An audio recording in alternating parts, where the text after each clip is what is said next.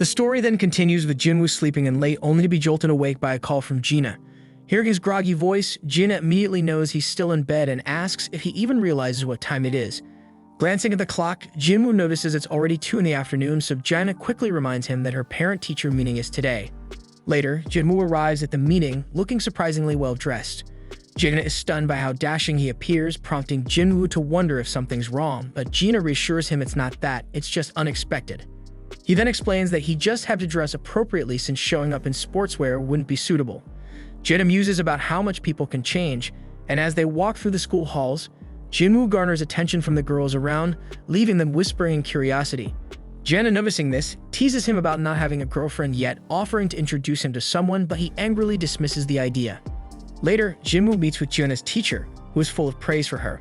The teacher describes Gina as an exemplary student and role model, noting her strong performance in mock exams. Confident that Gina can get into medical college, she advises Jinwoo not to pressure her too much, and Jinwoo agrees. But before the meeting concludes, the teacher asks Jinwoo what he would do if Gina awakened and wanted to become a hunter. Jinwoo's response is immediate and firm that he wouldn't allow it. The teacher expected such an answer and mentions she has a favorite ask. The story then transitions to Jinwoo meeting Song-yi, who is surprised to see him. Jinwoo reveals he is Gina's brother, and Song-yi quickly pieces together that the teacher must have sent him to convince her to quit being a hunter. She defiantly refuses, saying she won't quit or return to school. Jinwoo points out that as an E-rank hunter, she won't have many opportunities to earn money. And while she may have made good money as part of his assault team, that was an exception. Song-yi frustratedly tells him to leave if all he plans to do is lecture her. And she even throws his rank back at him, reminding him he's also E-rank. Jinwoo then calmly states that he's not here to lecture or convince her to quit. Instead, he asks her to follow him. Elsewhere, Jinchul greets Dong-soo upon his arrival in Japan, surprising Dong-soo with a personal reception. Dong-soo sarcastically notes that the chief of the Hunter Association himself has come to welcome him, but Jinchul wastes no time and directly asks how long Dong-soo plans to stay. Dong-soo reassures him not to worry as he won't be around for long. Jinchul, however, is skeptical, noting that Dong-soo has returned to the very country he betrayed, ostensibly just to meet 2 specific individuals. Dong-soo smirks, confident that Jinchul knows the truth. His visit isn't just to see them. And he eerily suggests the surveillance team should turn a blind eye to whatever happens to those 2 in a dungeon, revealing his intent to eliminate Jinwoo first and then Leo. And he confidently remarks that Jinchul's abilities won't be enough to stop him, and Jinchul simply responds that he is just doing his duty. Elsewhere, we see some monsters being unloaded from the chopper that Guild Master Choi and the others took from near Jojo Island, and then Choi briefs the chairman of the Hunter Association on the situation. He explains that the monsters have been attempting to cross the sea to reach the mainland but couldn't sustain flight and fell into the water. Choi then warns that if left unchecked, these creatures might one day succeed in crossing over, but Gunny promises to do whatever it takes to prevent that from happening. The scene then cuts to Jinwoo, who meets up with Sang.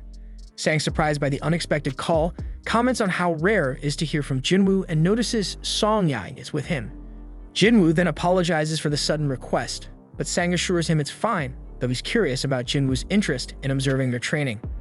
Sang then points to a nearby gate, explaining that it's a level C gate that just appeared recently. As they talk, an impatient man interrupts, grumbling that they should start the raid already since this isn't a picnic. Jinwoo glances at him curiously, and Sang introduces him as Kim Chul, an A-rank hunter with the role of a tanker. Sang adds that Kim Chul is the leader of the assault team, and it's clear that Kim Chul is annoyed about having E-rank hunters tagging along to watch his raid. Kim Chul's displeasure is obvious, and Sang tries to smooth things over by explaining the team composition to Jinwoo. The raid consists of 1 rank A hunter, 5 rank Bs, and 2 rank Cs, making a total of 10 people, including Jinwoo and Song-yi. Jinwoo isn't thrilled about the large group since his main purpose was to show Song-yi the harsh realities of dungeon raids, but with so many participants it might dilute the experience. Sang's assistant then advises Jinwoo to stay on the sidelines and let the newcomers gain practical experience, and Jinwoo agrees. The team then enters the gate, but Jinwoo immediately senses something off, and he notices the gate behind him behaving strangely as it begins to glow red. He then realizes what's happening and tries to escape, managing to squeeze his head out to warn Sang to contact the assault team. But then the gate pulls him back inside again. Sang then quickly contacts Baek, informing him of the red gate, and Baek immediately sets out to assist. Inside, Jinwoo and the team find themselves in an endless snowfield, stunned to discover that the gate has completely vanished, so panic sets in as they wonder how they'll escape. Kim Chol then steps forward and explains that they're trapped inside a red gate. Song-yi confusedly asks what that means, so Jinwoo calmly explains that unlike normal gates, a red gate is a dungeon where all contact with the outside world is lost upon entry, and to escape they must either defeat the boss or wait for the dungeon to collapse, and adds that the outside world cannot interfere, and the dungeon will be crawling with dangerous magical beasts. Suddenly, arrows rain down on the group. One hunter is killed instantly, but Jinwoo quickly catches the second arrow that is aimed at Song-yi and shields her from harm. The girl is stunned by his reflexes, and the team realizes they are surrounded by ice elves. Jinwoo then notes that their distance had masked their presence, and he sees they targeted the group's weakest members. And he acknowledges that if this had happened 2 months ago, he wouldn't have survived. The ice elves then retreat, leaving Song-yi confused, so Jinwoo explains that ice elves are ruthless predators known as ice slayers among hunters, feared for their brutal efficiency. Kim Chol then takes charge, announcing that no help will be coming in this place and insists they follow his commands if they want to survive. He then claims that he can't manage the entire group, so he proposes splitting into 2 teams, arguing this will improve their chances. He warns that staying in one place risks freezing to death and insists he can protect those who go with him. Most of the group agrees to go with Kim Chol, but he quickly singles out the weaker members, refusing to take them along, and he explains that their presence would slow the team down. He then states that 1 day in this dungeon equals an hour outside, and it could take months to defeat the boss or wait for the dungeon to collapse. And with a cold, dismissive tone, he labels them as dead weight, so he is going to leave them, but he promises to come back for them once the boss is defeated. One girl in the group decides to stick with Jinwoo, and Kim Chol thinks that's a stupid move, but she is sure that Kim Chol didn't notice the arrow earlier and quietly whispers to Jinwoo that she noticed his earlier reflexes, convinced he's much stronger than he seems, and she thinks that he is even a rank or even higher, but Jinwoo doesn't confirm or deny it. Kim Chol then declares he'll take the main road, assuming it's the best route, so Jinwoo offers to lead his team through the forest. After some time, Kim Chol's group notices claw marks on the trees, so he confidently declares that they've entered Ice Bear territory and smugly remarks that the E-rank team will likely be killed. Soon after, they sense ice bears nearby, and the group quickly finds themselves surrounded. One of the massive creatures charges, but Kim Chol blocks the attack with his shield and cleaves the bear in half with his axe. And without hesitation, he moves to engage the other 2 bears, maintaining his confidence. Meanwhile, Jinwoo's group is stopped by the girl, who points out similar claw marks. She warns them that they're in ice bear territory and suggests they turn back to avoid an encounter. Jinwoo disagrees, suggesting instead that they press deeper. He explains that since this is ice bear territory, they'll only need to worry about the bears, which are weaker than the elves that wait outside. The girl thinks it over and realizes Jinwoo is right. No other magic beasts would enter this area because of the bear's dominance. As they move forward, the air grows colder, so Jinwoo pulls coats from his inventory using subspace magic, handing them out to everyone. The group is amazed at his ability, putting on the warm coats with gratitude. But Song-yi is still puzzled, asks Jinwoo who he really is.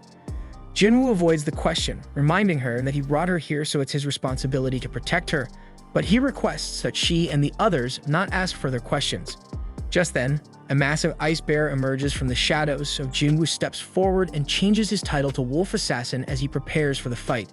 Meanwhile, outside the gate, Baek observes the ominous red glow and concludes that this gate is bad news, and he doubts that anyone but high-ranking hunters could survive. He then places his hopes on Kim Chol, believing his rank might give the assault team a chance. But Sag informs him that in addition to the official assault team, others entered the gate, including Jinwoo. Baek then curiously asks Jinwoo's rank, and Sang replies that Jinwoo is officially E-rank, though he suspects he may have reawakened, though Jinwoo has never confirmed it. Baek isn't optimistic about Jinwoo's chances, but then Dongsu arrives with Jinchul. Baek is visibly displeased to see Dongsu, questioning why he's here when he's supposed to be in America. Dongsu ignores the question and instead challenges Baek, asking why an E-rank hunter was allowed into the gate when he isn't even part of their guild. Dongsu makes it clear he's referring to Jinwoo, leaving Baek wondering how Dongsu knows him. Dongsu scoffs at the red gate, lamenting that Jinwoo will likely die inside before he gets the chance to meet him. Jinchul, observing Dongsu's frustration, muses that Jinwoo is fortunate to be inside the gate, sparing him a confrontation with Dongsu. However, Jinchul doubts Jinwoo's chances of making it out alive. Inside the gate, Jinwoo finishes off the last of the ice bears, earning another level up. His team and the girl are left stunned and wondering who he is, but he remains tight-lipped.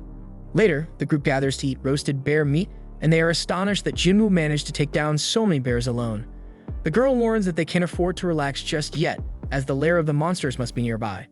Song-yi, on the other hand, is baffled by Jinwoo's behavior, questioning why Jinwoo has gone out for exercise after dinner, even though he just fought such an intense battle. So she remarks on how strange he is, and the others agree. Elsewhere, we see Jinwoo standing outside the lair of the ice bears, ready to test his shadow army. He summons them, watching as they charge forward. The shadows easily cut down the bears, but some of the creatures fight back fiercely, managing to rip apart parts of his army. However, the shadows regenerate quickly using Jinwoo's mana and return to the fight. Then we see that the mages in his army provide excellent support, and Jinwoo is impressed, thinking they perform better than expected, but he notes that maintaining them uses a lot of mana. Suddenly, the massive boss of the ice bears emerges, and with a single devastating attack, it wipes out Jinwoo's entire shadow army, draining a significant amount of his mana in the process. Left unable to regenerate his soldiers, Jinwoo summons Igris. The Shadow Knight steps forward confidently, so the bear charges at him, but Igris dodges with ease, delivering a precise slash, and in moments, the bear is brought to its knees. It attempts a final desperate attack, but Igris finishes it with a swift beheading. Jinwoo observes, impressed by Igris' power. Reflecting on their earlier duel, he admits that he wouldn't have lost if Igris had used his sword.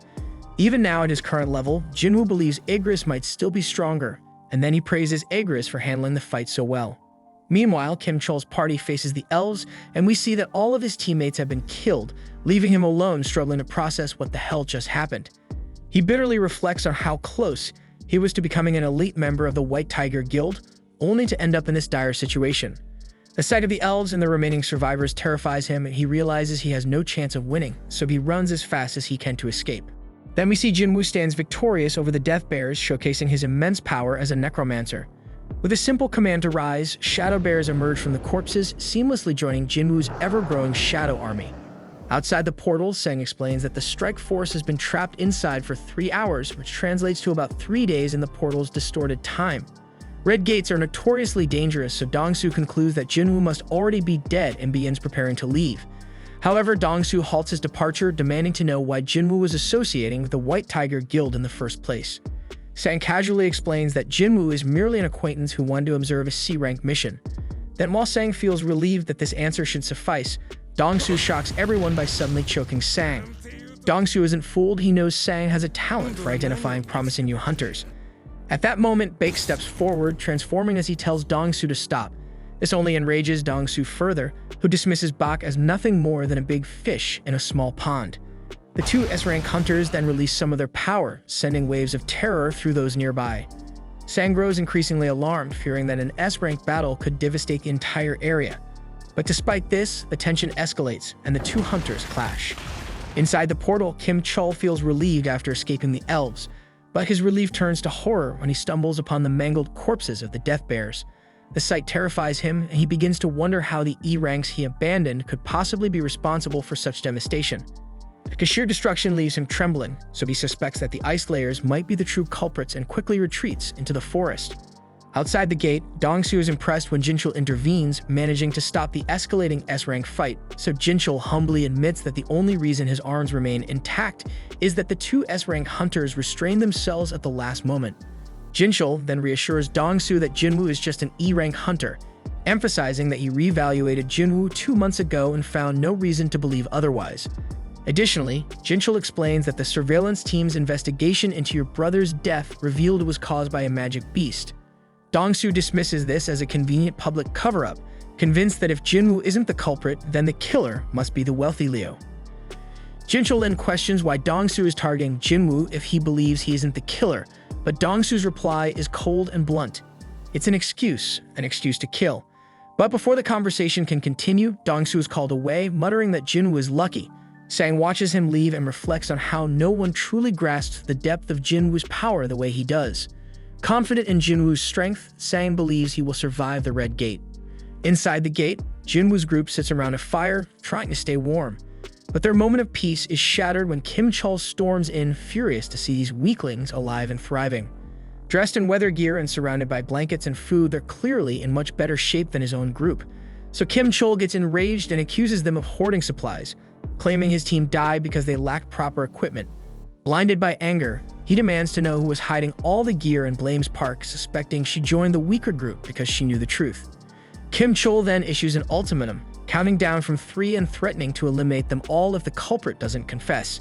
and when no one speaks up, he screams Jinwoo's name, assuming him to be responsible and prepares to attack. However, before Kim Chul can act, Jinwoo suddenly appears and utterly overpowers him. The group is stunned by their leader's unexpected return, and Jinwoo admonishes Kim Chul for blaming others for his party's failure. Jinwoo also senses something more sinister nearby and accuses Kim Chul of dragging even greater trouble into their midst. Turning his attention to the surroundings, Jinwoo calls out to the hidden presence, stating that their aura is far too strong to go unnoticed, and he orders them to drop their stealth. In response, the Ice Elves reveal themselves, their leader remarking in disdain that one of the human scum is unexpectedly strong. Jinwoo retorts sharply, shocking everyone as he speaks fluently in the language of the magic beasts. Even Jinwoo is surprised by this ability, quickly deducing that his cheat system must be responsible. The elven leader then begins to explain their presence, revealing that one of his men sensed Jinwoo's immense power when he stopped the arrow, so the elf wanted to challenge Jinwoo to a fight. However, before the leader can finish speaking, Jinwoo swiftly chops off the challenger's head. The leader is amused by this display of brutality, but Jinwoo is uninterested in entertaining him and immediately launches an attack. The leader defends himself skillfully, and Jinwoo quickly realizes that this opponent won't go down easily. The leader, still amused, remarks that Jinwoo isn't human, questions why he's pretending to be. Jinwoo is confused by the comment, but the leader's laugh makes it clear that he knows something Jinwoo doesn't. He explains that elves are driven by a voice in their minds commanding them to kill humans, but strangely, they don't hear it when it comes to Jinwoo. This revelation makes Jinwoo suspicious, wondering if the elves' silence toward him is connected to his system directives. The leader speculates that Jinwoo might not be entirely human and encourages him to sensibly hand over the other humans. But Jinwoo demands to know why the elves are targeting humans at all. As the leader begins to answer, something bizarre occurs. His body glitches and he repeats himself as if stuck in a loop. However, Jinwoo refuses to comply, and the leader warns that defiance would make Jinwoo their enemy and reminds him that they vastly outnumber him. But Jinwoo is undeterred and questions why the leader is so confident. And with that, Jinwoo summons his shadow army, leaving the others to look on in disbelief, wondering how such a thing is even possible. The elven leader then dismisses Jinwoo's forces as a waste of time, but Jinwoo ignores his words and presses for a fight. The leader obliges, and the two sides engage in a brutal battle. The humans with Jinwoo attempt to flee, but elven archers target them. Jinwoo demonstrates his incredible skill, eliminating the archers with ease. But despite his prowess, Jinwoo begins to understand the leader's confidence. The elves are stronger than he anticipated and are dealing significant damage. While Jinwoo's shadow army is technically immortal, regenerating his troops costs magic power. Though Jinwoo possesses a considerable reserve, it isn't infinite, and he realizes it could eventually run out, and even worse, he concludes that the elven leader is undeniably stronger than him. The leader engages Jinwoo directly, and Jinwoo quickly evaluates the situation, realizing that even with Igris fighting beside him, Barca remains an overwhelming opponent. The odds are against him, and his regular soldiers won't suffice, so Jinwoo concludes he needs a stronger force to match the leader's power. The leader then formally introduces himself as Barca, and Jinwoo returns the gesture. The two warriors charge of each other with ferocity, and Barca immediately displays his dominance. However, he's momentarily stunned when Jinwoo teleports his blade to his opposite hand mid-attack. Their exchange continues with narrow misses on both sides, but Jinwoo eventually gets pushed back. Barca expresses delight at the challenge, stating he hasn't enjoyed a fight like this in years. Jinwoo, smiling back, unleashes a massive meteor that crashes down onto Barca, catching him off guard. Meanwhile, Kim Chul regains consciousness, seething with anger. Seething with hatred, he curses Jinwoo again and grips his sword tightly, determined to take him down. Then, as Barca battles Jinwoo's magic soldiers, Kim Chul uses the chaos to make his move. However, Jinwoo, having anticipated this, orders Igris to create a dense smokescreen. Using the cover, Igris swiftly ends Kim Chul's life. Realizing too late that Jinwoo had planned this all along, Kim Chul succumbs to his last thoughts filled with regret. With Kim Chul's defeat, Jinwoo commands him to rise, and a radiant light erupts from his body as he is reborn as a shadow soldier. Barca, still charging at Jinwoo, mocks the notion that hiding will save him. But his confidence is shaken when a towering new shadow soldier emerges to confront him, forcing Barca to retreat momentarily. Jinwoo then names his newest member Iron, and the resurrected Kim Chul lets out a deafening scream. Barca assesses Iron, quickly noting after a few seconds of battle that the soldier lacks agility but possesses immense durability. Nearby, Songyi watches in disbelief, wondering if all hunter battles are this intense. Her companions assure her that this battle is far beyond anything they've seen before. Then, while Iron holds his ground, Barca declares the fight lacks challenge and demands that Jinwoo and Igris join the fray. Jinwoo accepts Barca's challenge with a smirk, and the intense 3-on-1 battle begins. Barca's overwhelming strength is on full display as he fends off Jinwoo, Igris, and Iron simultaneously. However, his frustration grows as Iron's persistent screams echo throughout the fight. So Barca decides Iron must be dealt with first, but Iron proves to be a formidable tank, enduring every blow. Barca's confidence grows as he dodges Igris' strikes, but he's caught off guard when Jinwoo lands a stab. Jinwoo is so impressed because Barca avoids a fatal wound even amidst the chaos. Barca then bristles at being underestimated, but Jinwoo commends him for surviving this long. Then as the fight rages on, Jinwoo takes a moment to turn his attention to the rest of his clan. Barca, suddenly remembering his army, turns to see a horrifying sight. Jinwoo's shadow army has wiped out his entire clan. But despite the grim sight, Barca remains confident, certain that taking out Jinwoo will be enough to turn the tide. As Jinwoo throws his dagger, Barca mocks him, calling him a fool for discarding his weapon. However, he underestimates Jinwoo, who recalls the dagger with pinpoint accuracy.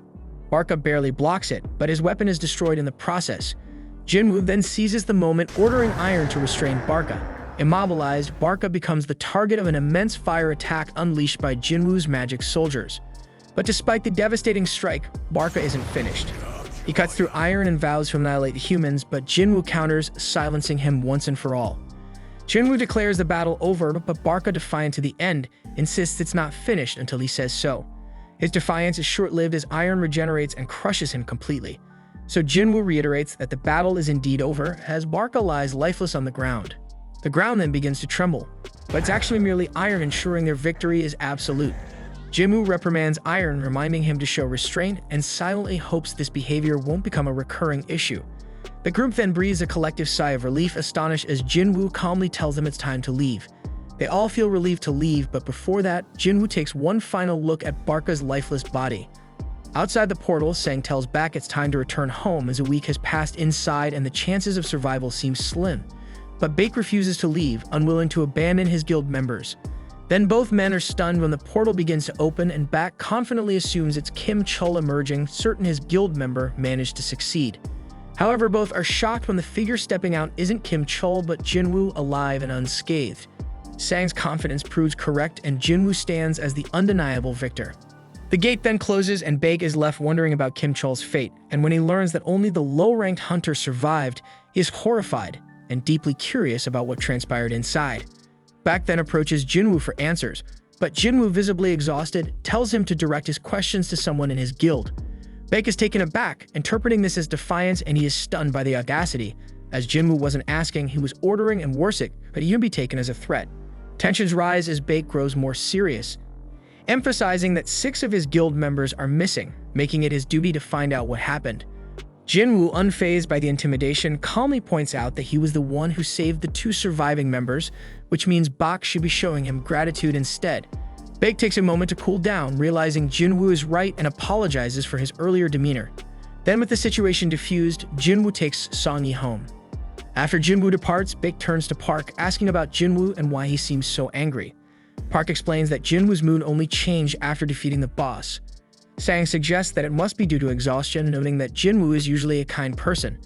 Then of course Baek gets intrigued and instructs Sang to do whatever it takes to recruit Jinwoo into their guild. Later, Jinwoo drops off Songyi at her home. She thanks him for everything and says she looks forward to seeing him again. Then as he leaves, Jinwoo reflects on the ordeal. Surprisingly, less than a day has passed since they were trapped in the gate. So he feels disappointed, having only earned a single dagger for all his trouble. And he concludes that Barca must have been far too high level to yield better rewards. Looking back, Jinwoo remembers trying to raise Barca as an immortal soldier. Despite being given 3 attempts, he failed to extract him. Jinwoo takes solace in gaining iron from the situation, but can't ignore the fact that it marks the 3rd time he has had to take human lives. The next day, Jinwoo meets Leo, but he's shocked by Leo's flashy and over-the-top attire. As they prepare for their mission, Jinwoo tells Leo that they need to pick someone up first. That someone turns out to be Songyi, much to Leo's surprise. Seeing how informal Jinwoo and Songyi are with each other, Leo grows suspicious. Then when Jinwoo casually asks Songyi if she managed to get any sleep, Leo misinterprets the interaction. Worried about Jinwoo's intentions, Leo reminds him that Songyi is underage. Jinwoo brushes it off, clearly unaware of Leo's misunderstanding, which only fuels Leo's concern. Sometime later, Leo watches in awe as Jinwoo's soldiers brutally annihilate a group of powerful beasts. Leo can't figure out where on Earth they came from, and Jinwoo recalls that Leo hasn't seen them yet. So Jinwoo reveals that they're a part of one of his baddest skills, but Leo has zero clue that this level of monstrous power is even possible. With the battle over, Jinwoo orders his army to begin mining the area for crystals. Leo, feeling dejected by his inability to match their efficiency, pleads with Jinwoo to at least let him collect the magic gems. Jinwoo isn't self-loving though, and one of his soldiers offers to share the work. Elsewhere, we see a man standing amidst the wreckage of a destroyed ship, and a frightened soldier begs for his life, but the man calmly tells him to relax. But the problem is they don't speak the same language, so after switching to broken English, the man explains that he's human and that all he wants is to go home. Back with Jinwoo, he celebrates with Leo after completing the 19 raids that were part of their agreement. And with the raids done, Leo's next step is to pass the written exam at the association to earn his guild master's license. And once he has the license, he'll finally be able to negotiate with his father. But as for Jinwoo, he announces that he plans to travel for a while, so Leo thinks that Jinwoo must be trying to get away from him, but Jinwoo denies it, saying he's just drunk. Leo, however, is used to being pushed away, especially by his older brother, who's 10 years older and has always been cold toward him, so they never did anything brotherly together. But by contrast, Jinwoo has helped Leo so much that Leo wistfully admits he wishes Jinwoo were his brother instead. Moved by Leo's pain, Jinwoo fills 2 cups and says that starting from today he will consider him his little brother. And that cool shit makes Leo stunned but deeply touched. Meanwhile, the mysterious man from the shipwreck has been restrained, and investigators discuss his origins. He claims to be a foreign hunter who was trapped inside a gate 10 years ago and only recently found an exit that led to a gate in America. The investigators are skeptical, worrying that he might be a humanoid magic beast. To verify his identity, they called in an S-rank hunter for questioning, and that damn hunter is Dongsu, and they're waiting on him to do the questioning because the only information they know is that the man's name is Il-Fuan Sung. Later, Jinwoo tells his sister Gina that he'll be traveling for a week. She knows how busy he's been lately and teasingly asks who he'll be going with. Irritated by the question, Jinwoo curtly replies that he'll be going with a friend and leaves it at that. Soon after, he stands at the entrance to the demon castle, reflecting on how much he has grown since he barely survived his fight against Cerberus at level 20. But now with his level 3 times higher, Jinwoo is confident this challenge will go differently. Jinwoo then uses the key from his system to unlock the gate and enters the castle. Reviewing the quest objectives, he sees that his mission involves collecting demon souls. However, Jinwoo is shocked to learn that the system requires him to collect 10,000 souls, an amount he can hardly believe exists in the dungeon. But despite the overwhelming task, Jinwoo stays focused on his real objective, obtaining the ingredients for the elixir of life to save his mother. So no matter how many demons stand in his way, Jinwoo resolves to complete this damn quest. Elsewhere, Leo speaks with his father Han about taking over the guild. Leo is well aware that his older brother is also vying for control, but disagrees with his brother's approach. He argues that bringing in an outsider to run the guild is too risky for the company's future. Han, however, shifts the focus to Jinwoo, criticizing Leo for associating with him. Han recounts how Jinwoo was present at 3 highly controversial incidents: the double dungeon, the raid where Hum's team was wiped out, and the surveillance team Hunter incident involving murdered convicts. But despite the danger, Jinwoo miraculously survived all 3. Han also notes that Jinwoo was instrumental in helping Leo clear 19 raids to earn his guildmaster license, and also played a significant role in the Red Gate incident, leading survivors to safety. So Han accuses Leo of using underhanded tactics by relying on Jinwoo to gain an advantage. While Leo admits his methods were ideal, he insists he knows what's best for the guild. But to Leo's surprise, Han suddenly agrees to let him pursue leadership, but with one condition. Han wants Jinwoo recruited to their guild. Han reveals that the White Tigers Guild has been trying to scout Jinwoo since the Red Gate incident, recognizing his immense potential. So if Leo truly wants to lead, Han challenges him to secure Jinwoo's allegiance first, and Leo accepts the challenge and promises to make it happen. Back in the demon castle, Jinwoo realizes that despite defeating countless demons, he is unable to extract their shadows to add to his army, and he can't figure out why. He has taken down a massive number of them, yet it feels like all that effort might have been wasted. Just then, he receives an entry permit for the next floor, and a glowing light marks the way forward. Jinwoo marvels at the dungeon's immense size because it's essentially an entire city contained within a single building. However, all the walking is quickly becoming tiresome, but luckily Jinwoo summons the bear leader to carry him. The beast charges forward, effortlessly cutting through a sea of demons that block their path. Impressed by its sheer power, Jinwoo decides to name the bear Tank. Elsewhere, a group of girls marvel at Chaha as they admire her. Chaha, however, recalls a conversation she had with Mr. Choi. He decided to keep the reports about the flying ants under wraps, but Chahe felt they should go public. Mr. Choi explained that releasing that information would only cause widespread panic, and instead they should focus on strengthening their guild as they're already the largest domestic guild, and more power is the key to expansion. Back in the dungeon, Jinwoo has cleared even more demons. When he first received the key, he feared this might be an S-rank dungeon, but so far the demons he's faced are around high B rank. Their numbers are overwhelming and they grow stronger with each floor, but by only killing the demons required to proceed, Jinwoo has made steady progress. Based on his experience with other structures, Jinwoo guesses that this castle likely has 100 floors, just like the Tower of Trials. So he wonders how strong he'll be by the time he reaches the top. Then as he reaches 4,000 souls collected, he reminds himself to track his supplies carefully. He also recalls his promise to Gina to return within a week, making this a race against time. Eventually, Jinwoo collects 10,000 souls, completing the quest's main requirement. However, his journey isn't over yet. As he progresses, he encounters a group of powerful monsters, and the leader's name appears in red text indicating extreme danger. The monster's name is Vulcan, the boss-class leader of the lower floors. Elsewhere, we see that Sang searches for Jinwoo, only to learn from Gina that her brother is on a trip, but Sang isn't convinced.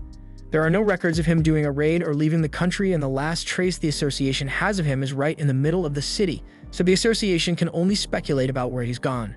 Meanwhile, inside the dungeon, Jinwoo declares that he'll take on the big boss while instructing his army to wipe out the remaining demons. His soldiers immediately spring into action, swiftly taking down the horde. And with more points allocated to his intellect ability, Jinwoo can summon a larger army and maintain them more efficiently. And also the increase in magical power has made battling much smoother. Jinwoo then turns his attention to the boss-class demon and wonders if the giant beast is ever going to get up.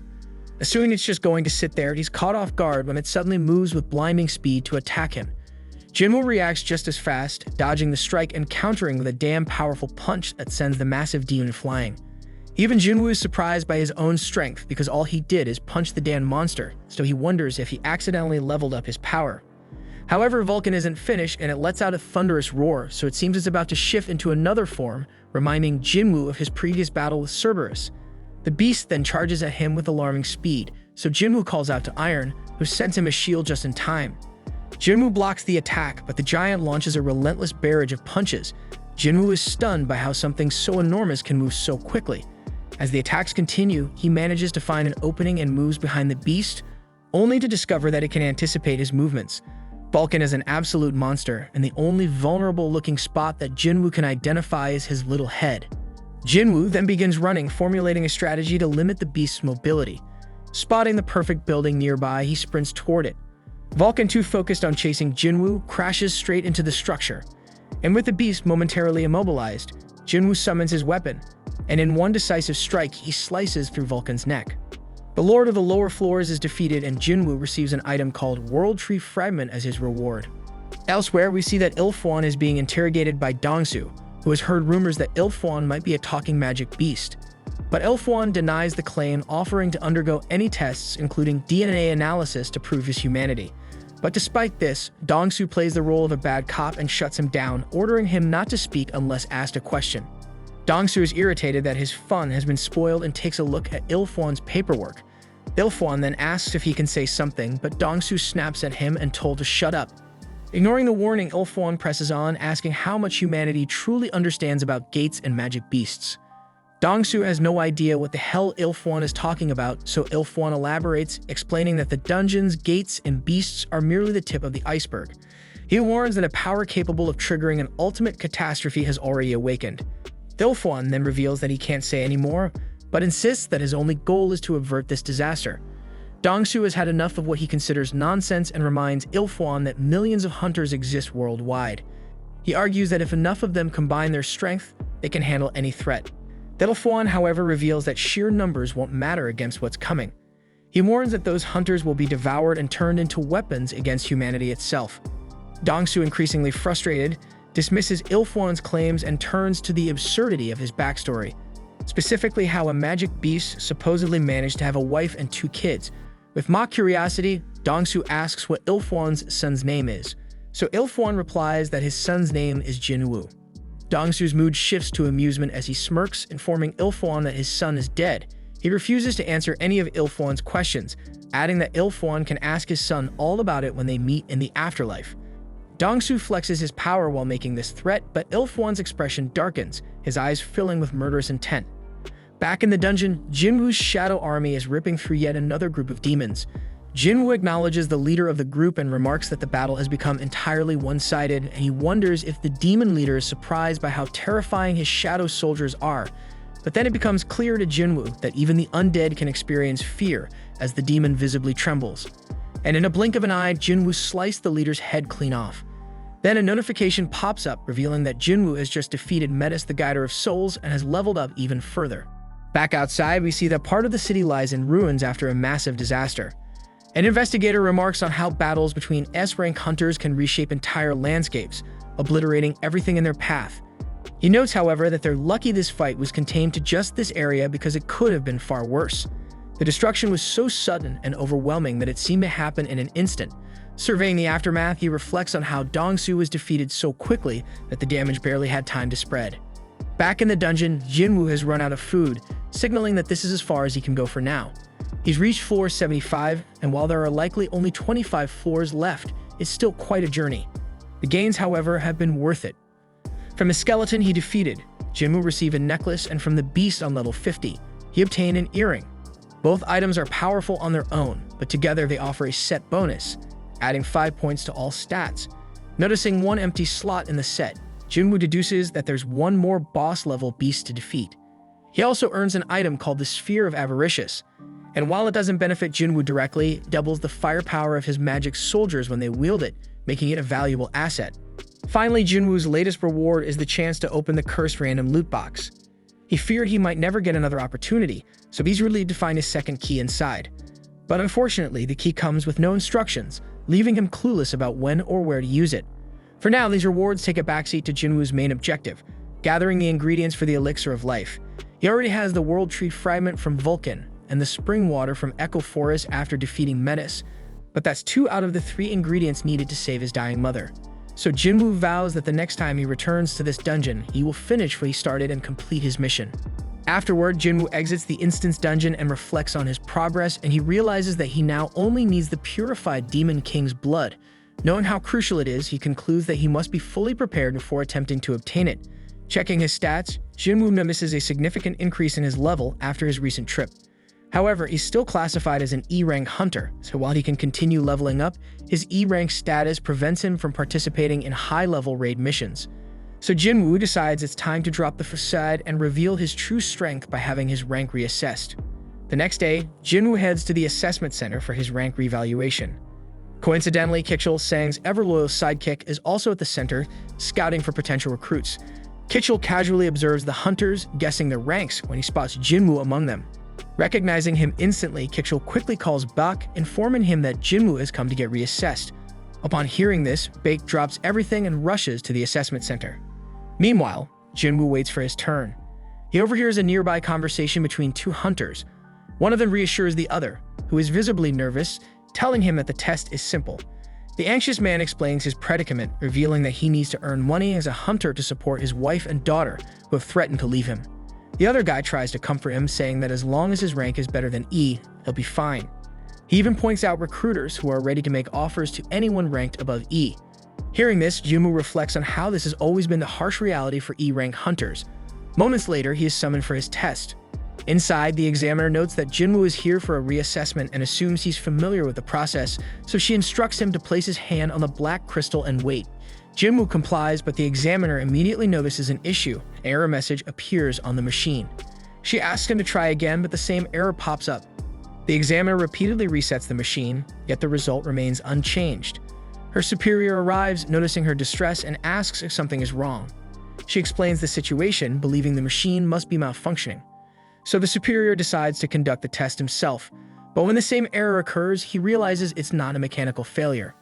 The superior explains to the examiner that this error isn't due to the machine, but rather its inability to measure Jinwoo's magical power. His energy has surpassed the device's limit, rendering it incapable of providing an evaluation. Stunned, the examiner quickly pieces it together. Jinwoo has become this country's 10th S-rank hunter. Meanwhile, outside the evaluation center, Mr. Choi approaches Jinchul, inquiring about the progress on the winged ants investigation. Jinchul explains that the investigative department has conducted an autopsy and is comparing the current sample with those from previous cases. However, they still require more time to reach a conclusion. Mr. Choi acknowledges this and changes the subject, bringing up the recent Red Gate incident. He mentions that the White Tiger Guild allowed a non-member to participate in the raid and even let him take down the boss. So he curiously asks Jinchul about the man's identity. Jinchul admits he has no idea, revealing that although he was present during the raid, he left before it ended. Mr. Choi is visibly disappointed by this and then notices a commotion inside the center. Deciding to investigate, the two head into the building, where they witness the aftermath of Jinwoo's failed rank reassessment. Everyone is buzzing about the machine's inability to evaluate his power. The examiner informs Jinwoo that he will need to return in 3 days for a re-evaluation using specialized equipment, as a standard machine is insufficient to measure his capabilities. Meanwhile, Kitchell watches from a distance, realizing that Jinwoo is exactly as Sang anticipated. Recognizing the opportunity, he prepares to approach Jinwoo to strike up a conversation. Just then, Mr. Choi and Jinchul enter the building. Jinwoo instantly recognizes Mr. Choi as the renowned Ultimate Hunter, the country's strongest fire mage. Sensing Jinwoo's powerful aura, Mr. Choi quickly deduces that he is the source of the commotion. Eager to recruit him, Mr. Choi steps forward to introduce himself, but Jinwoo casually walks past him without a word. The entire room is stunned by this unexpected snub. Mr. Choi, bewildered, asks Jinchul if he forgot to introduce him properly, but Jinchul reassures him that he did. Despite this, Jinwoo still walked by without so much as a glance. Before anyone can say more, they realize that Jinwoo has vanished, leading them to suspect he must possess assassin-like skills. Moments later, Beck arrives at the center, panting from running there as fast as possible. Seeing him in such a hurry, Mr. Choi instantly pieces everything together. Jinwoo must be the hunter who cleared the Red Gate. This revelation solidifies his belief that Jinwoo is truly extraordinary. Choosing to leave things be for now, Mr. Choi exits the building. Meanwhile, Baek stands in shock, realizing that Mr. Choi has already discovered Jinwoo's involvement, and he laments that this was the last person he wanted finding out about the situation. At night, Jinwoo sits silently beside his mother, gazing at her peaceful figure. Before leaving the room, he whispers to her to wait for him just a little longer. Outside, he encounters Jinchul, who greets him with an unexpected confession. Jinchul admits that Jinwoo has completely changed his perspective. He explains that as part of the surveillance division, his job is to monitor hunters and bring those who break the law to justice. In the past, he had always been confident in his ability to judge people, but Jinwoo has shattered that confidence, proving him wrong. As Jinwoo walks toward the exit, he asks if he's under surveillance as well. Jinchul reassures him, saying they are monitoring him as a criminal. However, he notes that the surveillance team is tasked with controlling hunters, that even they are powerless when it comes to S-rank hunters. Jinwoo nods and continues toward the exit, but Jinchul stops him, saying there's someone who wants to meet him. Moments later, Gunny, the chairman of the Hunter Association, enters the scene. Introducing himself, Gunny invites Jinwoo for a calm and friendly conversation. First, he congratulates Jinwoo on officially becoming an S-rank hunter. Jinwoo looks confused, prompting Gunny to clarify, so he explains that the reassessment was merely a formality. The moment the machine failed to measure Jinwoo's power, his status as an S-rank hunter was essentially confirmed. So Jinwoo curiously asks why the reassessment was necessary if his rank was already decided. Gunny smiles and explains that it provided the association with a grace period, an opportunity to meet Jinwoo before anyone else could. Gunny elaborates, revealing that while the association manages a vast number of hunters, only a few are truly exceptional. Most elite hunters tend to join guilds in pursuit of fame or money. He then points out that even Jinchul, one of their best experts, is only an A rank, leaving the association in dire need of a more powerful figure. Gunny then extends an invitation to Jinwoo, offering him the most prestigious position in the association. He explains that the government no longer holds real power in the country. It's the hunters who now dictate the balance of power. At the center of this dynamic are the 5 major guilds, massive organizations barely maintaining a fragile equilibrium. Gunny warns that if Jinwoo joins any one of these guilds, the delicate balance will be thrown into chaos. Instead, he proposes a solution. Jinwoo should join the association and transform it into the 6th major power, capable of holding the guilds in check. Gunny asks for Jinwoo's thoughts on the matter, and Jinwoo, intrigued by the opportunity, begins to seriously consider the offer. Jinwoo then takes note of Gunny's remarkable presence. As the first S-ranked hunter in the country, Gunny radiates overwhelming power and strength, with a physique that defies his age of over 80 years. Jinwoo realizes that despite stepping back from active duty, Gunny still carries the strength to rival him. He knows his life could take a turn for the better if he accepts the invitation, but Jinwoo still refuses. Gunny assumes Jinwoo, like many others, is choosing money, but Jinwoo surprises him by stating otherwise. Jinwoo explains that he longs for battle, declaring that the dungeon is where he truly belongs. Hearing this, Gunny feels his old heart race, a sensation he hasn't experienced in years, and he muses that if he were 10 years younger, he would have loved the chance to fight alongside someone like Jinwoo. Realizing he can't sway Jinwoo's decision, Gunny decides not to press further. Jinwoo thanks him for the offer and takes his leave. As Jinwoo walks away, Gunny laments that even S-ranked healers can't reverse aging, leaving him stuck with a body past its prime. He then instructs Jinchul to cancel all of his appointments for the rest of the day, wanting time to himself to reflect. Meanwhile, Jinwoo contemplates his next steps. He knows he must grow stronger as quickly as possible to save his mother. His sense of urgency drives him forward, leaving no room for idleness. Across the globe in America, Dong-soo awakens in a hospital bed, his body still battered from his recent encounter. The deputy director visits him, expressing the need to clarify one crucial detail. He asks Dong-soo if Il-Fuan Sung is truly a magical beast. And without hesitation, Dong-soo affirms that the power Il-Fuan displayed was anything but human, concluding that he must be a magic beast. Satisfied with the answer, the deputy director begins to leave, but Dong-soo stops him, asking what actions are being taken against Il-Fuan. The deputy director explains that while the administration is tracking him, there's no guarantee of success. After all, Il-Fuan defeated Dong-soo, one of their strongest. Left alone, Dong-soo recalls the haunting moment after his defeat when Il-Fuan warned him to stay away from his family or face relentless retribution. Even in hell, he will not leave his ass safe. Fueled by rage and humiliation, Dong-soo resolves to prepare himself for a rematch. So he realizes he'll need a powerful artifact to stand a chance. It is explained that artifacts in the Hunter's world are man-made relics of immense power, considered high-level equipment in the Hunter world. Even the most skilled craftsmen struggle to create them. Meanwhile, we see Jinwoo scrolling through artifacts on an online auction site, but nothing catches his eye. Everything worth considering is outrageously expensive, and he knows he needs to be fully prepared before taking on the Demon Castle. He inspects his sphere of avaricious, which can double magical damage.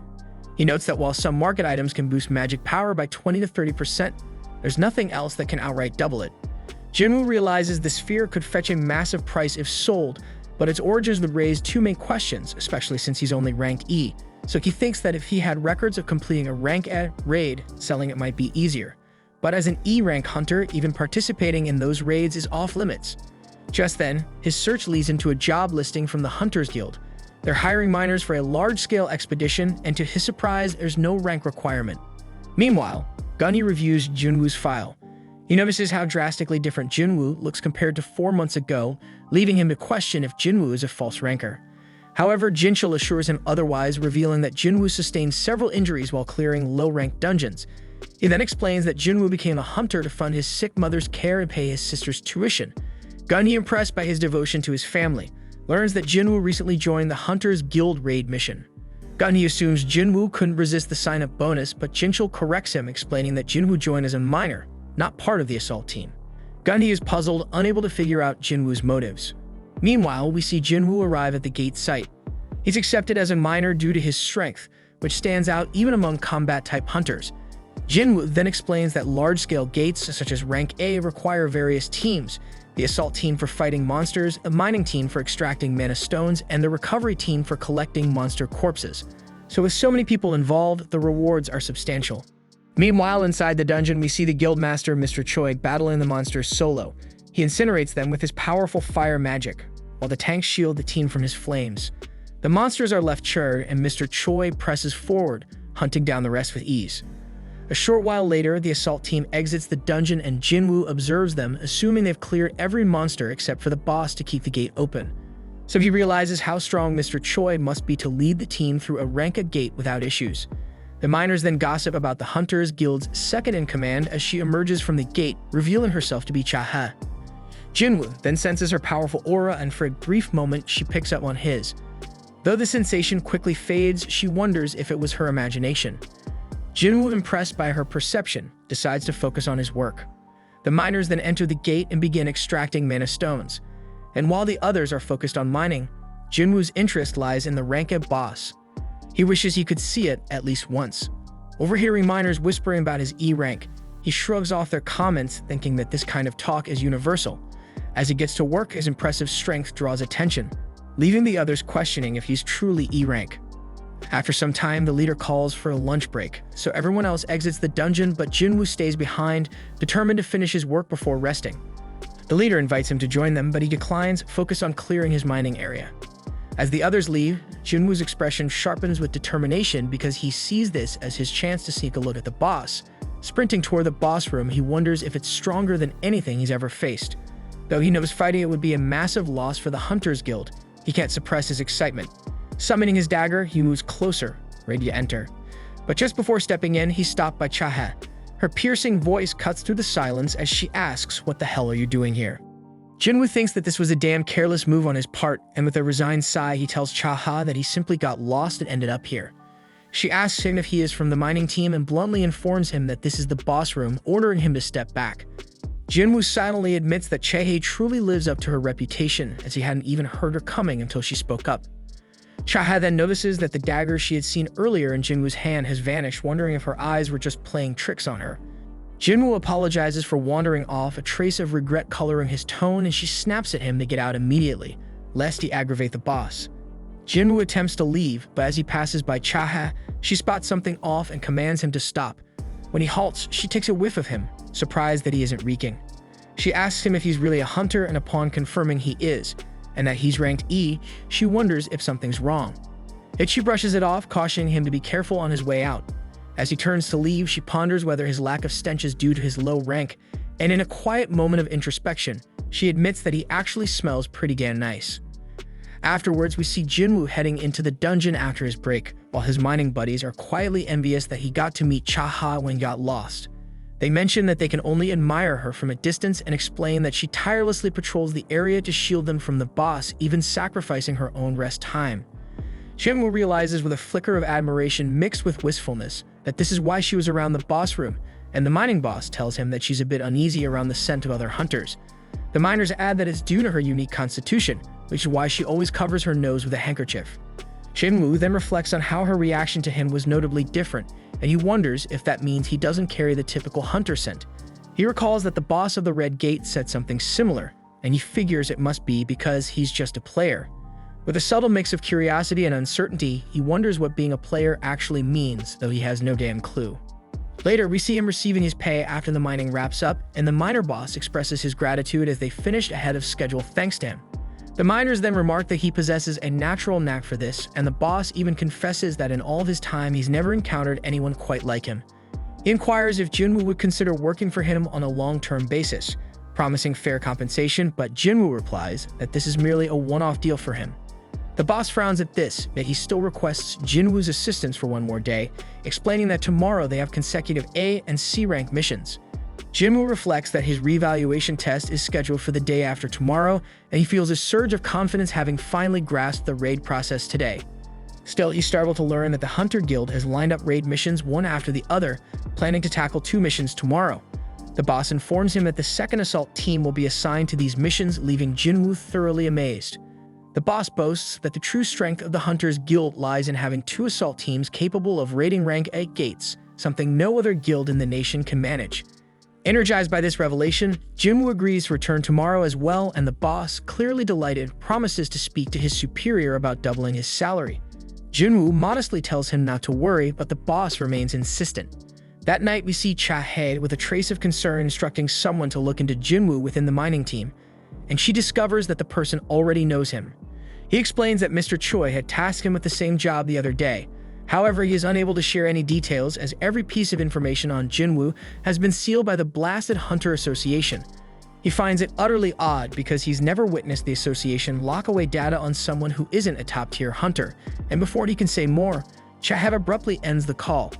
Lying in her bed afterward, she contemplates what all this might signify, thinking that although she's met many hunters so far, this is the first time she's encountered one who actually smells pleasant.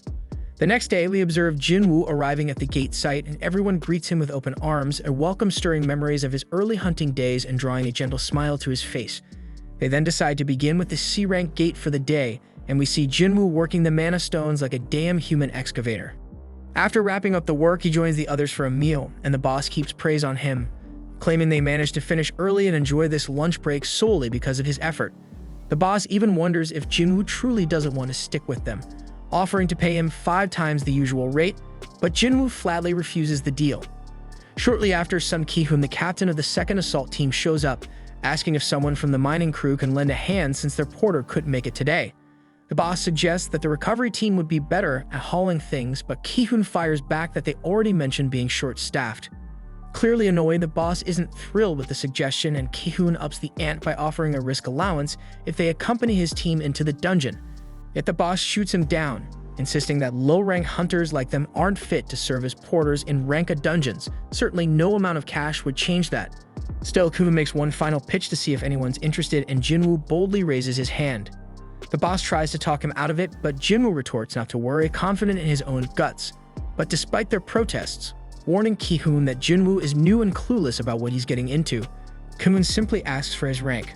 When he learns that Jinwoo is only rank E, he figures there's no harm in taking him along. They then head toward the gate, and Jinwoo can't help but notice that this gate is larger than the one from yesterday.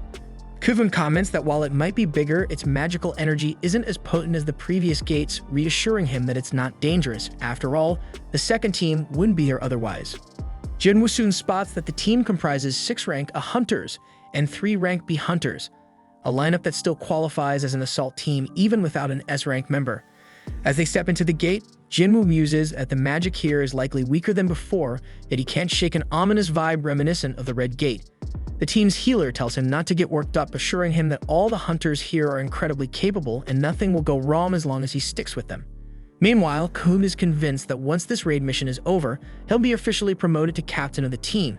He believes he can handle it, even if he's not as formidable as their current captain or vice captain. Just then, they sense the presence of monsters ahead and immediately spring into action without waiting for further orders. They are then attacked by some dungeon jackals, but these critters are too weak and the team wipes them out in a matter of seconds.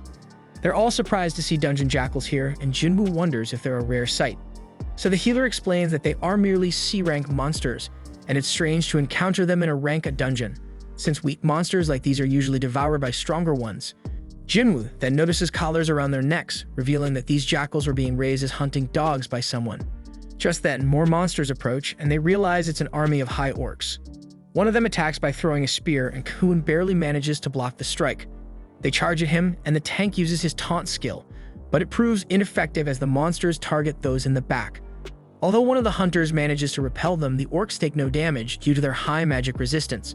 The party's mage then binds one of the monsters that she can't hold it back because it's too strong, so the fire mage summons 2 fire soldiers to assist her. While the fire soldiers engage the orcs, the rest of the team fights fiercely. The orcs then manage to injure the team's martial artist, prompting them to ask the healer for help, though she's already busy healing the tank. Kuvan thinks they're seriously outnumbered and fears this might be their end when the orcs even cut off one of the hunter's arms. Kuhun silently hopes that no one will die here, and the healer steps in to regenerate the lost arm entirely, while the bespectacled mage holds the orcs back. Then an orc suddenly appears behind the healer, and she seems to accept her impending doom, until Jinwoo intervenes. Using his ruler's hand, he kills the orc by ripping out its spine. The healer is left wondering what just happened, while Jinwoo employs his stealth skill to aid the other hunters, attacking the orcs to weaken them without being noticed. The hunters are taken aback as the orcs start to falter all of a sudden, but they seize the opportunity, launching a full-scale offensive and slaying the orcs one after the other. Jinwoo thinks that he doesn't really want to stand out as an outsider here, that he refuses to let anyone die on his watch. Quietly, he continues to weaken the monsters from the shadows, and the other hunters manage to take care of the rest, eventually wiping out all damn the orcs. Kivum then checks in with everyone, relieved to hear that they're all okay. The healer mentions that something odd occurred during the fight, and Kihum adds that he, too, felt the monsters weaken dramatically all of a sudden. He questions the mages if they were behind it, but they reply that they weren't, and that such a feat shouldn't be possible without an assassin-type hunter. They decide not to dwell on it, reasoning that luck was on their side since they won in the end. Meanwhile, the bespectacled mage thinks that their porter seriously underestimated the team. He should have known that his stealth skill would be detected with a magic caster in the mix. Choosing to keep quiet about it, she figures he must have his reasons, and she owes him at least that much for helping them survive. The hunters then turn to their captain, asking whether they should press on or fall back. They point out that tackling a dungeon like this would at least require 2 more healers and 3 more mages. With a strong suggestion to retreat, the leader takes a moment to ponder the situation. Jinwoo, understanding their reluctance to charge ahead in a dangerous dungeon, silently hopes that the captain will make the right call. In the end, the leader decides to withdraw, much to everyone's relief. When they reach the gate leading outside, they notice that it's sealed by a barrier, a feature that wasn't there when they first entered the dungeon. The mages then step forward to remove the barrier, glad they chose to retreat as this dungeon clearly houses an entity capable of such advanced magic. Almost immediately, everyone senses a surge of powerful magic, sparking the question of whether this was the boss. As the mages hurry to dismantle the barrier, Jinwoo wonders aloud why such a massive magical fluctuation wasn't detected while they were outside. After all, even a B-rank hunter should have picked it up. Just then, the mages suddenly start bleeding profusely, and everyone realizes that someone had cursed the barrier as a sneaky trap. The captain urgently orders one of the hunters to cast some divine magic, but when no one pays attention, he turns around to see what's happening, only to find an entire army of orcs looming behind them. They count roughly 50 orcs, and the leaders from both sides step forward, meeting halfway. The orc leader tries to communicate, but his words are unintelligible until the orc shaman takes over his body and speaks in clear human language. The shaman introduces himself as Kargalgan and tells Ki-hoon that he has been eagerly awaiting the humans. Kuvum then asks if Kargalgan was the one who sealed off the entrance, and the shaman confirms it. Curious, Ki-hoon asks if there's any being stronger than him in this dungeon, but Kargalgan replies there isn't and challenges them to choose, come face him or perish at the hands of his soldiers. Without a second thought, Ki-hoon opts to meet the shaman head-on, and the orcs promptly lead the way. But before that, Ki-hoon confides in Jinwoo that their plan is to launch an attack on the boss as soon as they reach its chamber. This distraction should briefly disable the barrier. He instructs Jinwoo he use that opening to escape and alert the other assault team. Jinwoo can't help but wonder if they're all just signing up for a death wish. But Ki-hoon bluntly reminds him that their mission is to shut the gate, not necessarily to return alive, and the healer hands Jinwoo a short will, asking him to deliver it to her family if anything goes south. Though Jinwoo accepts it with heavy heart, he hopes it never comes to that. She urges him to ensure his own escape while they complete the mission. Jinwoo reflects that this dire situation feels reminiscent of the double dungeon, but these people are completely different from what he's faced before. At the same time, outside the gate, Chaha is frantically searching for Jinwoo, wondering if he might have bailed on the team.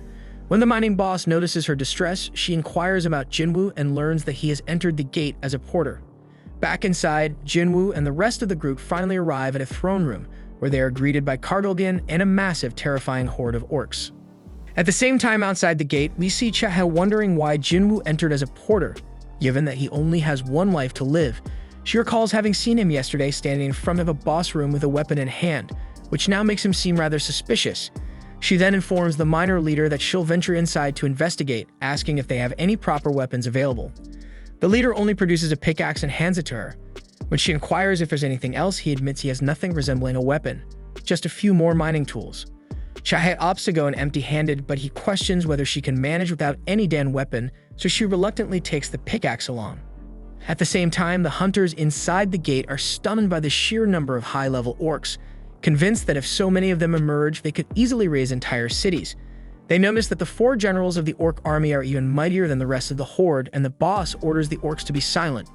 The orcs immediately cease their thumping, and Kyun deduces that their mission must be to close the gate, which means they have to defeat the dungeon boss. Then in a dramatic turn, the boss removes his mask, and they are all taken aback by his overwhelming magical aura.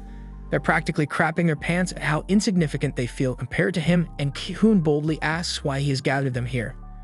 The boss coldly informs them that they are nothing more than entertainment for him, promising to kill them off one by one as the perfect spectacle to amuse his soldiers. Ki-hoon and his comrades are hit with despair upon hearing this, unable to believe that their resolve is treated as mere amusement. He laments that they're nothing but disposable toys to be discarded. Meanwhile, noticing Jinwoo among them, the boss spots that something strange has snuck in with the humans. Unbothered, Ki-hoon charges at the boss to attack, ordering the rest to join in, but finds that everyone is frozen with fear. Undeterred, he assaults the boss on his own, only for the boss to counter with a magical shield. The boss then unleashes his gravitational magic, slamming Ki-hoon onto the floor and even forcefully against the ceiling like a ragdoll, repeating the vicious maneuver several times. His teammates watch in horror as Ki-hoon is battered, but before it's too late, Jinwoo intervenes to save him and gently lays him on the ground. Although Jinwoo thinks he shouldn't meddle because this is a mission for the Hunters Guild, he cannot sit back while the entire assault team is in peril. One of the orcs then lunges at him, but he swiftly halts its advance and obliterates it with his signature ruler's hand. He then turns to Ki-hoon and coolly asks if he could take charge of handling all the magical beasts in the area, to which Ki-hoon with no other option happily agrees. the boss watching all this shit, deeming his enemies display nothing more than arrogant outbursts of raw magic.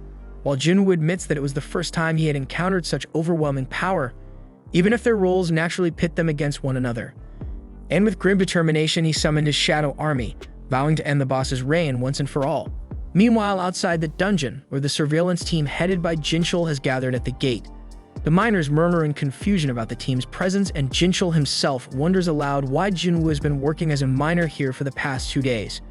When the miner leader questions the situation, Jinchul presses for Jinwoo's whereabouts. At that moment, a disgruntled miner who had long complained about Jinwoo's inexplicable actions stepped forward and declared that he had sensed something off about the man from the start. Ignoring the miner's shit grumbling, Jinchul asked the leader to pinpoint Jinwoo's location and soon learned that he had slipped inside the gate in the guise of a porter. Puzzled, Jinchul reflects on how Jinwoo first appeared as a miner and then shifted roles, remarking that now that Jinwoo has achieved S-rank status, every move he makes is under close surveillance. So Jinchul laments that he wishes Jinwoo would at least be more conscious of his actions. The miner leader, still bewildered, asks what is truly going on, and Jinchul tells him to wait until tomorrow's news for clarity. As he moves closer to the gate, the miner leader reveals that Chae had posed a similar question and went inside the gate not long ago. But before Jinchul could probe further, he suddenly detected an unusual aura emanating from the dungeon gate, so he immediately ordered his team to perform another magical power test on the dungeon. And at the same time inside the gate, Chae is astonished by the sheer number of high-ranking orcs that have been slain. Unable to comprehend how Ki-hoon's party managed to decimate so many foes, she resolves to hurry toward the boss room, especially after detecting that terrifying surge of magical energy. The scene then shifts to the boss deriding Jinwoo for confronting his forces with such a pitiful number, prompting Jinwoo to amplify the strength of his shadow army using his newly learned skill Monarch's Domain. He explains that this is the latest ability he acquired, and it makes his shadow soldiers have grown significantly more potent, and he gained it after the battle at the demon's castle. Meanwhile, the other hunters are utterly confused by the turn of events as the High Orcs launch an attack on Jinwoo's troops. Yet his generals prove so formidable that they slice through the orcs as if performing routine pest control.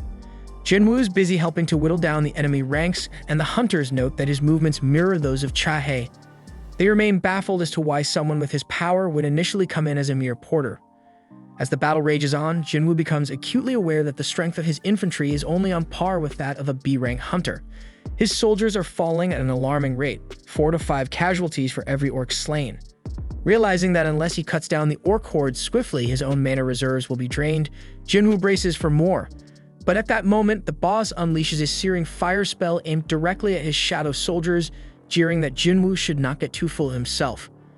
Undeterred, Jinwoo retorts that his soldiers possess the uncanny ability to resurrect without end.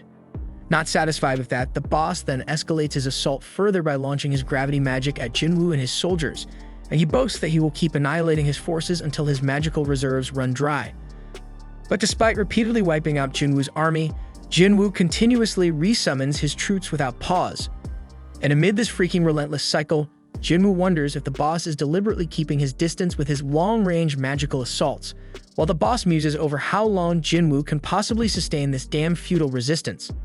Outside the gate, the results of a magical power test come in, revealing that this dungeon is perilously close to an S-rank gate.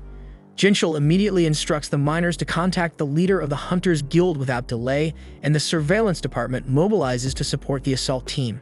Inside the dungeon, the boss scoffs at Jinwoo, asserting that both the might and sheer numbers of his own army far exceed those of Jinwoo's. As Jinwoo watches in dismay, he realizes that his magical energy is depleting rapidly. In a swift move, he drinks a mana potion to replenish his strength and announces that he's about to reveal his true potential as a freaking necromancer. With a determined gesture, he raises all the fallen high orcs from the dead, turning them into his undead minions, and boldly declares to the boss that he intends to add the boss himself and his generals to his growing legion. Taken aback, the boss questions whether Jinwoo might be some sort of lord, puzzled as to why such a being would even be present in this place. He reflects that ever since he first opened his eyes here, the only command resonating in his mind has been to kill any damn humans. Dismissing any deeper reasons, he decides to follow that directive without question, and thus he sends his generals into battle. The scene then shifts to the Hunters Guild, where Mr. Choi is astonished to discover that the gate's power is nearly at S-rank level. He reasons that the evaluation must be accurate, otherwise Ki-hoon and his team would have already emerged from the dungeon. Realizing that a dungeon break at this level could trigger an incident reminiscent of the Jeju Island disaster, he is relieved that there is still time to avert catastrophe. Mr. Choi then instructs his assistant to mobilize every hunter in the guild, prompting a message to be sent to all A rank and above hunters. He even mentions that they might have to call on the White Tiger Guild and the Fiend Guild for additional support. Although the assistant is surprised by this suggestion, Mr. Choi insists that for now, all they can do is to prevent things from spiraling further out of control. Back to the boss room, the battle intensifies as Jinwoo's general duels the orc commander while his own forces overwhelm the enemy. But to his dismay, the boss watches his own generals struggle and fall, prompting additional hunters to rush to Jinwoo's aid. However, the boss refuses to let them interfere and quickly injures several of them with his curse's magic. Rising from his damned high and mighty stance, the boss sneers that he will make Jinwoo regret ever challenging him. He casts a barrage of curses meant to inflict blindness, lethargy, and slumber on Jinwoo, but thanks to his exceptional health and longevity skills, the curses have no effect. Jinwoo then coolly explains that he's immune to such toxins and promptly summons his mages. In response, the boss erects a formidable magical shield to block the assault, but the mages counter by launching a fireball enhanced by the Sphere of Avaricious. The blazing orb tears through the boss's barrier, striking in hard and fueling his anger. Just then, Cheike bursts onto the scene, her eyes wide with shock as she surveys the chaotic melee. She notes that several hunters are down and Kyun, for instance, is injured, but being hastily healed by the medic. When she asks what hell is going on, the fighters can only offer confused glances. The boss then ramps up his assault, channeling strengthening magic and other spells to transform himself into a giant intent on crushing Jinwoo underfoot. Jinwoo, however, nimbly dodges the massive blows, remarking disdainfully that he's never cared for giants, likely due to a previous debacle in the double dungeon. In retaliation, the boss unleashes a torrent of fire spells around him, indiscriminately wiping out friend and foe alike. Enraged, the boss taunts Jinwoo, questioning whether he still believes he can stand up against such might. In a bold move, Jinwoo lunges forward and stabs the boss in the eye, declaring that by turning into a giant, the boss has only made himself a bigger, more vulnerable target. And he adds coolly that a lone mage without any guards stands no chance against an assassin-type hunter. The boss fires back with more searing fire spells, but Jinwoo deftly evades every blast and counterattacks with his dagger, only to find that his blade barely makes a dent. Realizing brute force alone won't cut it, Jinwoo summons his ruler's hand, using it to snatch up a set of chains. With a swift, decisive motion, he binds the boss and hurls him around the room, leaving the monstrous adversary reeling at his feet. Just then, Jinchul arrives at the scene and, taking in the astonishing display, tells Chaha that he had come to lend support when he noticed an outpouring of potent magic from outside, but now he feels his help might no longer be necessary. Noticing that even the head of surveillance seems to acknowledge Jinwoo's power, Chaha wonders just how formidable he must be. She asks Jinchul what he thinks of Jinwoo, to which he replies with a shrug, admitting that he doesn't really know him all that well. Meanwhile, Jinwoo tells the injured boss that his fate was sealed the moment his own guards fell in battle. Refusing to accept defeat, the boss snarled, but Jinwoo wasn't finished yet, and he called upon the spirits of his former guards to finish the job. And after exchanging some decisive blows, the boss fell, and with great fear in his eyes, he looked up and saw his former generals ending his life. After emerging victorious, Jinwoo felt a surge of power and ascended a few levels, then proceeded to extract the boss's soul, a move that shocked everyone. After rising up, Jinwoo jokingly comments that he finally becomes now much more docile after he turns into a shadow. Then while performing the extraction, he realized he could name the soul. Since the boss's true name had escaped his memory, he decided to dub him Fang. Upon inspecting Fang's essence, Jinwoo discovered that the fallen foe held the Elite Knight rank, a classification he'd never encountered before, though he recognized it as something truly remarkable. He also notes that the High Orcs proved to be a significant gain, just as Jinchul steps forward. Up until this point, Jinwoo had been so engrossed in the soul extraction that he hadn't noticed Jinchul's arrival. When other hunters begin clamoring for an explanation of what just transpired, Jinchul's team intercedes on his behalf, declaring that Jinwoo is currently the association's top secret. They instruct everyone to keep the day's events confidential, explaining that Jinwoo unleashed the power of an S-rank hunter solely to protect them. With that, Jinchul and his team escort Jinwoo out, but before parting, Hoon and his comrades express their heartfelt gratitude, and Jinwoo returns the healer's will to her. Then as Jinwoo was departing, Cheike tried to catch up with him to speak, but the bespectacled mage interrupted and asked why she was lugging around with a pickaxe. But Chaha shyly wonders if he would think she is weird, so the mage asks who she is talking about, and Chaha shyly replies no one. Later, Mr. Choi receives a report of the incident and is utterly astounded by the multitude of abilities Jinwoo has displayed. He asks Ki-hoon to compare the strength of Jinwoo with his own, noting that while typical raids rely on the coordinated efforts of many hunters, Jinwoo defies that norm by working alone. Ki-hoon then challenges Mr. Choi, asking whether he truly believes that he can conquer the most difficult dungeon on his own. Mr. Choi, with a wry smile, remarks that he doubts it, and then says that his title of Ultimate Hunter might now be little more than a joke. And as Mr. Choi leaves, Ki-hoon tells him that he must recruit Jinwoo at all costs, and Mr. Choi announces that he will do his best. Meanwhile, Jinwoo meets up with Leo, inquiring about how matters with the guild master have unfolded. Leo fills him in on the details, and the scene then shifts to the Hunter Association. There, a famous actor named Lee Min-sung has just awakened as a hunter, and the media has swarmed the area to cover the breaking news. Min-sung, reveling in the attention, believes himself to be the star of the day, basking in his newfound fame. The scene then shifts to Baek and Mr. Choi arriving at the Hunter Association, with the media buzzing that they're there to recruit Lee Min-sung. Baek, clearly annoyed, asks who the hell that even is, and Mr. Choi curtly replies that he's not here for that nonsense. Although Mr. Choi has heard of Lee Min-sung, he explains that the guy has already inked a deal with the Fiend Guild, and he's here for something entirely different. Disappointed by the lack of a juicy headline, the media soon scrambles off. Baek then recalls hearing that Mr. Choi had been troubled by the recent A-rank dungeon, which nearly reached S-rank status. Mr. Choi dismisses it as nothing compared to what the White Tiger Guild suffered at the Red Gate, where real casualties occurred. Baek mentions he even heard that Mr. Choi was almost about to beg him for help, but Mr. Choi insists that things turned out differently thanks to Jinwoo, so much so that he now plans to give Jinwoo a grand welcome into his guild. Baek agrees that Jinwoo saved them too, and the two start bickering over who will be the one to recruit him. Just then, the guild master of the Fiend Guild steps in and asks if they're squabbling over Lee Min-sung. They quickly shoot back that they couldn't give a damn about that damn guy, and at that moment, Jinwoo arrives at the association, utterly baffled by all the commotion. Meanwhile, over at Jinna's school, the girls are glued to the news about Lee Min-sung from the Hunter Association. They chat about how Min-sung, an actor with a seriously tainted reputation, is involved in a slew of scandals, with rumors that he sleeps around with every actress he works with. Back at the association, Min-sung himself addresses the media. With surprising determination, he announces that he's decided to become a hunter. He declares that he'll be joining the Fiend Guild under the leadership of its master, Loon Ta-gyu, prompting the media to ask if that means he's retiring from show business. Everyone is shocked that he made such a drastic decision without even knowing his official assessment results. But with a confident smirk, Min-sung asserts that he already knows he's a rank-a hunter and that his contract with the Fiend Guild will last for 2 years, after which he'll return to the industry, and by then his scandals will be nothing more than distant memories. He pretends that he's ready to risk his life fighting magic beasts, no matter what his rank might be. Just then, as Jinwoo tries to sneak into the association, Min-sung's guards block him, telling him he can't enter until the conference is over. Just then, Gunny bursts in and announces that Jinwoo is already his guest, recalling that he had specifically requested they not hold a press conference at this hour. Min-sung bristles at this intrusion, but Gunny doesn't give a damn and promptly takes Jinwoo inside. The media, now even more curious, starts wondering who this mysterious Jinwoo is. Meanwhile, Min-sung tries to force his way into the association for an appraisal, but Jinchul intercepts him, warning that he can't get in right now because others are being reassessed.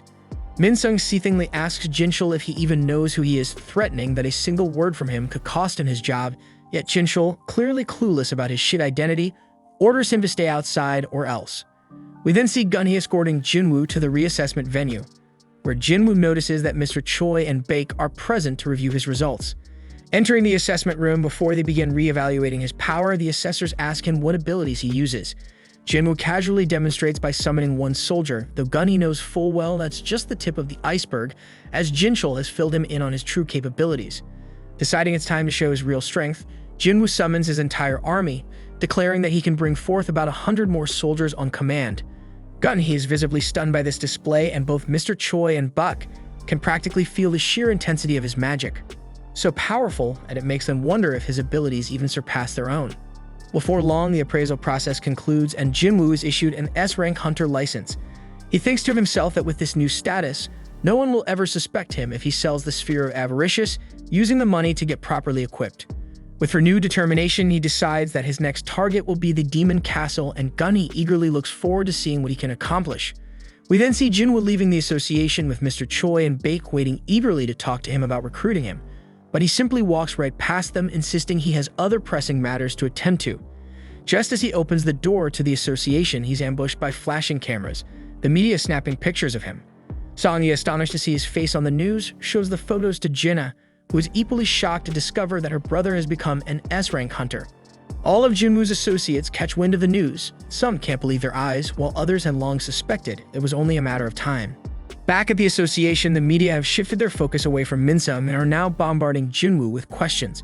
Meanwhile, Leo confides in his father that he was unable to convince Jinwoo to join his guild. He recalls that Jinwoo flatly rejected his offer, insisting that he has a personal mission to complete on his own.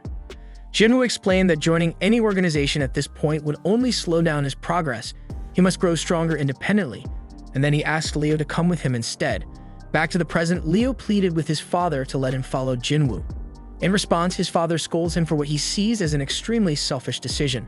He reminds Leo that he had originally entrusted this project to his own brother, only to change plans at Leo's insistence. And now Leo seems intent on abandoning everything without achieving a single milestone. He challenges Leo, asking if he believes that is fair, prompting Leo to recall his experiences with Jinwoo and resolve with determination that he must go with Jinwoo no matter what. At the same time, staff at the association are busy keeping the press at bay, preventing them from crowding around Jinwoo. Baek offers to escort Jinwoo home, arguing that dealing with the media would be too draining, but Jinwoo insists there's no need. With remarkable speed, he slips past the reporters while covering his face. Mr. Choi is stunned by how physically strong Jinwoo has become despite his magical background, and Bak can hardly follow his movements with his own eyes. So he wonders if Jinwoo has grown even more powerful since they last saw him, and Jinwoo himself thinks that all that remains is for him to acquire the right equipment. Later, we see Jinwoo at an auction house, where he tells a staff member that he's in the market for an item designed to defend against fire-based attacks. When the attendant inquires about its intended use, Jinwoo explains that he needs something to withstand the intense heat inside a dungeon. He displays a cloak and some rings, noting that while they're reasonably priced, the cost is still a bit steep for him. He wonders if a discount might be possible, but the staff informs him that prices are fixed. However, they add that if he manages to break the glass encasing their equipment, he might just walk away with it for free. Jinwoo is startled by the staff member's comment and readies himself to smash the glass. Just as he's about to throw a punch, the staff interjects, explaining that he was only joking, and that even a slight vibration would trigger an alarm due to the glass's remarkable strength. He apologizes for taking the joke too far, leaving Jinwoo feeling awkward.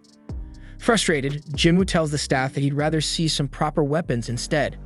The weapons specialist then leads him over to display a selection of short swords. As they walk, the armor specialist member points out that Jinwoo somehow managed to crack the glass, even though he never actually touched it. Meanwhile, a particularly hefty short sword is presented to Jinwoo, and he can hardly believe the outrageous price tag, especially since its strength barely matches that of Kasaka's Venom Fang at best. In response, Jinwoo pulls out the Kasaka dagger he recently purchased from his personal store and asks the staff how much it could fetch on the market. They confidently tell him it could sell for about 100 million gold, a figure that shocks him given that he originally paid only 2.8 million.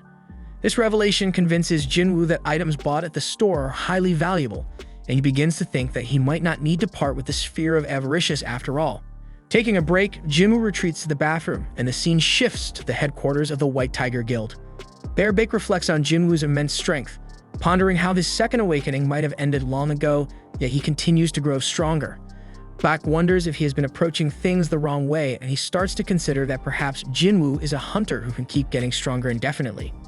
The narrative then cuts to Jinwoo's home, where Jiena notices that the media has finally stopped bothering their house, an event that delights her because it means she can return to school in peace. Jinwoo speculates that the association must have intervened to ensure their privacy. Teasingly, Jiena suggests that he could be on TV if he wanted to, but she begs him not to drag her into it. Jinwoo shrugs, admitting it's beyond his control, and then announces that he'll be away for a week starting tomorrow, a revelation that leaves Jiena surprised and curious about his plans. At that moment, Leo shows up at the doorstep. When Jiena asks if he's one of Jinwoo's friends, Leo clarifies that he's actually Jinwoo's right-hand man. Jinwoo quickly offers an explanation, telling Jiena that he'll be working with Leo for the next week. Although Leo seems a bit confused at first, a gentle nudge from Jinwoo helps him understand, and he readily agrees to play along. At night, we find Leo fast asleep in Jinwoo's room while Jinwoo quietly checks on Jiena, thinking that maybe things have finally settled down. Though now everyone knows he's an S-rank hunter, so he's got to be extra cautious. To ensure security, he summons Fang's guards from earlier, but quickly notes that only 3 are here, recalling that Fang originally had 4. One of the guards reminds him that the 4th had been sent crashing into the ceiling by one of Jinwoo's earlier attacks, and his shadow extraction didn't manage to recover him. Jinwoo shrugs it off, deciding that 3 guards suffice.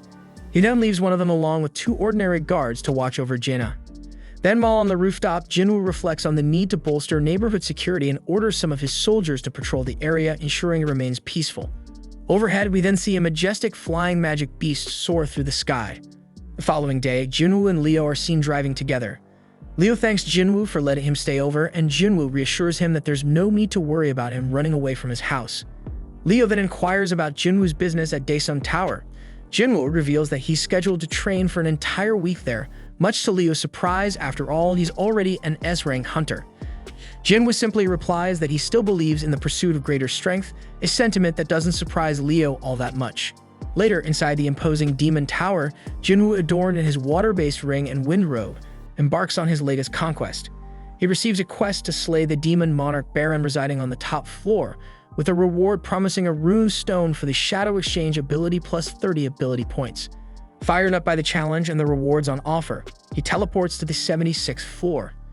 In another scene, Leo's mother is seen in conversation with his father, astonished that their son has left home. While his father appears nonchalant, he suddenly collapses. Back at the Demon Castle, Jinwoo is locked in combat with a formidable boss-level monster. In the heat of battle, he summons Fong and hands it the Sphere of Avaricious. Fong retaliates by unleashing a powerful fire spell that reduces the monster to ashes. Impressed by the display, Jinwoo resolves to carefully consider when best to deploy Fong's abilities in the future.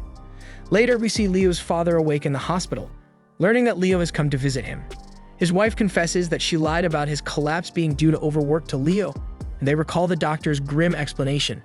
He has contracted the so-called eternal slumber disease, a condition where one is overwhelmed by sleepiness until they eventually falls into an unending slumber. Leo's father kept wondering why he had contracted this awful disease, and the doctor explained that people with low resistance to magic are especially prone to it if they're exposed for too long. The doctor even asked if any of his friends or relatives were hunters, which made both him and his wife think about their own son Leo, but the doctor admitted that the exact cause was still unconfirmed. Frustrated, Leo's father then began to wonder if perhaps he had been completely eliminated by this harsh world. Meanwhile, at the country's border, a squad of hunters was patrolling the area when they encountered that flying magic beast we saw earlier. They stopped in their tracks, all scratching their heads and wondering what the hell is that. Back in the Demon Castle, Jinwoo is leveled up after his recent battles. He explains that he's reorganized his soldiers into 6 separate teams, each operating on its own with 2 simple orders. First, to eliminate every visible enemy, and second, to alert him as soon as they find the permit. He admits that this strategy means he won't be able to grab any loot aside from the permit, but it's a more efficient plan overall. However, his progress has slowed considerably since he hit the 80th floor. As he ponders what might be causing the delay, he suddenly notices a drastic drop in his MP. It turns out that someone has been continuously wiping out his soldiers, specifically targeting his Team A. Jinwoo is shocked that an enemy here could defeat a team of his high-level orcs, so he calls his team back and heads out personally to investigate. Arriving on the scene, he finds that Team B has also taken a hit, and he figures that the enemy must be seriously formidable. But something doesn't add up. He points out that Fang's team was much closer to Team A, yet the enemy chose to target the more distant Team B. It dawns on him that this adversary must have known that Fang was too powerful to tackle, and so deliberately chose weaker opponents instead. Jinwoo then deduces that the next target will likely be the Ice Bear squad, and sure enough, he soon spots some demon knights swarming the Ice Bears. The demon knights tear through the bears as if they were nothing more than playthings, and Jinwoo watches in stealth mode. Satisfied with their performance, he deactivates his stealth. One of the knights lunges at him, but he swiftly dispatches the attacker. Then, as 2 more assailants join the fray, he tears them apart with ease, leaving only their leader standing. He charges toward her, but she seems afraid and retreats. At that moment, Jinwoo reflects on his long-held curiosity about whether magic beasts feel fear, and he finally confirms with a malicious smile that they can do. Thanks for watching. Subscribe to not miss the next part.